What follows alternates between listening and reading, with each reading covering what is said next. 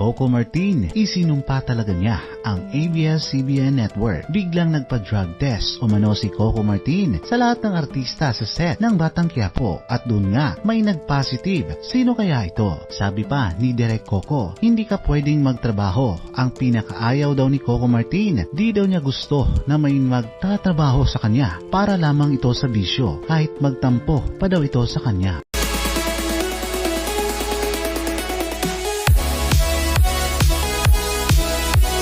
Ogie Diaz natanong si Coco Martin sa kanyang show, masyado dong kalat sa karamihan na sadyang matulungin talaga si Coco at yun nga, iba pa ang iniisip nila, kailan tong tatakbo ba siya bilang isang politics someday si Coco Martin. Kaya sabi ni Coco, may nag-aalok daw sa kanya na tatakbo siya bilang isang konsehal at dito nga aaminin na daw niya na di umano ni Coco Martin sa posisyon daw niya ngayon, hindi daw maiwasan kasi tao lang tayo.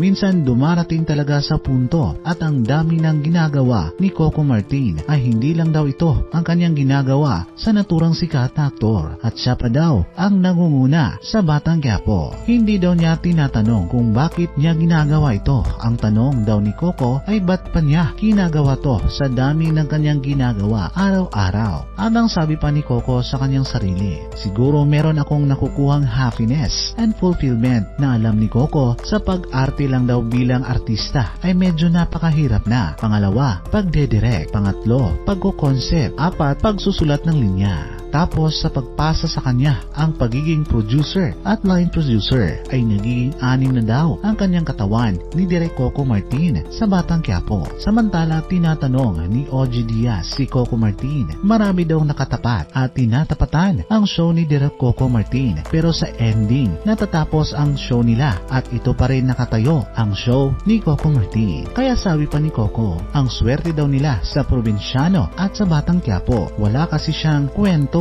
Kaya kahit saan daw niya ito dadalhin ni Direk Coco Martin, sinasalo ng mga viewers. Wala daw itong umpisa at wala pa daw itong dulo. Kaya pinalad sila at umabot ito ng 7 years. At sabi pa ni Direk Coco Martin, kung seryoso ka at mahal mo ang iyong trabaho ay aalagaan mo ito at iingatan para sa iyong pamilya. Kaya di maiwasan ni Coco Martin, napakadaming nag-positive sa set at cast. Kaya ito ang sabi niya para sa lahat at nagbigay siya ng 2 months para sa kanyang mga co-artist, cast at sa iba pa na bumubuo ng Batang Quiapo. Pag negative na daw ang kanyang mga tauhan, na daw sila babalik. Hindi daw niya sinasabi na tatanggalan ni Coco Martin ng trabaho ang mga cast na nag-positive. Pero tuturuan kita, hindi ka pwedeng magtrabaho na may bisyo ka. Kaya sabi pa ni Coco, lahat naman tayo ay nagkakamali at wala naman tayong perpektong tao. Pero ang gusto lang daw ni Coco ang mindset ng isang tao at alam mo, pag nagtrabaho ka, dapat seryoso ka. Kung ikaw ang tatanungin ko, ano ang iyong masasabi? Kung alam mo ang sagot, paki-comment na lang sa ating comment section kung ano ang inyong mga opinion sa mga nangyayari kay Direk Coco Martin.